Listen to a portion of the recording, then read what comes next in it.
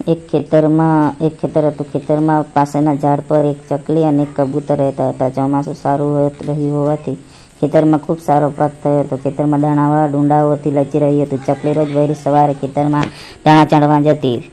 પાકની કાપણીનો સમય નજીક આવ્યો એટલે ચકલીએ શિયાળાની ઋતુ માટે દાણા ભેગા કરી સાચવી રાખવા વિચાર્યું. તેણે કબૂતરને પણ એમ કરવા કહ્યું. કબૂતર આળસુ હતો એટલે એને ધ્યાન ના આપ્યું. રોજ સવારે ચકલી કબૂતરના સાથે આવવા કહેતી. કબૂતરે એમ કહ્યું, ચકલી બેન, હું આવું છું. ચકલી દાણા એકઠા કરતી હતી. તેણે કબૂતરને કહ્યું કે હવે ગમે ત્યારે ખેડૂત પાકની કાપણી કરી લેશે, પણ આળસુ કબૂતર મોડું કર્યું રાખતું અને કહ્યા કરતું, ઠાઠા ઠૈયા કરું છું, ચાચુડી ઘડાવું છું, જાવરે ચકલી બેન, હું આવું છું. એક દિવસ ખેડૂતે પાકની કાપણી કરી લીધી. ચકલીએ તેના દાણા ભેગા કરી લીધા હતા, પણ આળસુ કબૂતર શિયાળા માટે પૂરતા દાણા ભેગા ન કરી શક્યું. આળસુએ કિંમત ચૂકવવી જ પડે. સારું જીવન જીવવા માટે આળસુ ખૂબ જ નુકસાન કરતા છે.